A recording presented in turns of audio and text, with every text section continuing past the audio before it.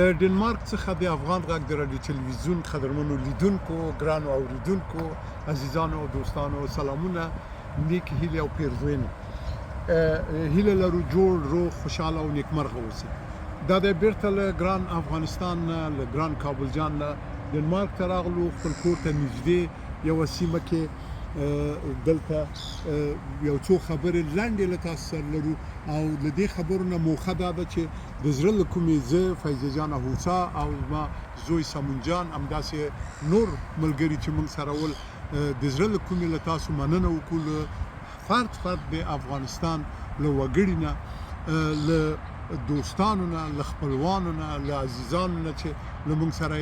په دغه سفر کې ځانونه په عذاب کړل موږ نه یې تود هرکلی وکړ د کابل نړیوال هوایي ډګر نه نیولې بیا بیرته تر دغه نړیوال هوایي ډګر پورې دوی له موږ سره ول یوازې پرې نه ښودلو د زړه له کومې مننه کوو او دا چې زمونږ په سفر کې زمونږ په راتګ کې زمونږ په خوشحالۍ کې مو برخه واخیستله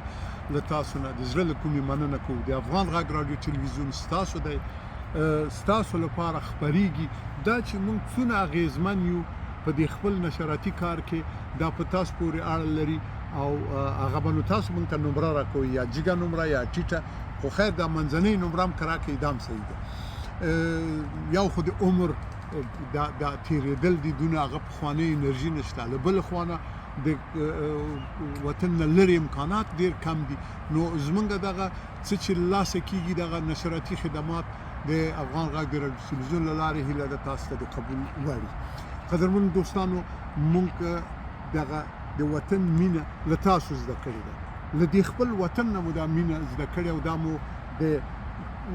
وجود په رګ کې په غوښه او هډوکو کې نغښتې ده او هېڅکله دا مینه له موږ نه نه لرې کېږي په همدې خاطر هم ده چې هېواد دوستان یو په هر صورت هیله لرو چې بیا هم لاړ شو خپل وطن ته او وطن د ټولو لکه مور ده دا هېڅ مهمه نه ده چې هلته کوم حاکمیت ده څوک په حکومت کې دي دا حکومتونه به ځي او راځي اما وطن تلپاتې ده وطن زموږ خپل وطن ده او هلته به ورځو د خپل پلار نیکه وطن ته د خپل مور غېږې ته به ورځو یو ځل بیا له تاسو مننه کوو قدرمنو دوستانو هیله ده نیکمرغه خوشحال او جور اوسید شنونده ها و بیننده های عزیز و گرامی رادیو تلویزیون صدای افغان از دنمارک عرض سلام و ادب داریم این از دنمارک بخیر باز هم با شما صحبت کوتاه داریم آمدیم از کابل جان نزدیک خانه خود هستیم و ما و فیضه جان قلب نزار امتنان داریم از فرد شما از تمام افغان های عزیز از اعضای خانواده خود دوستان و خویشاوندان خود در کابل جان و سایر ولایات و ولسوالی های ما که از میدان هوایی کابل تا به میدان هوایی کابل از ما واقعا استقبال گرم کردند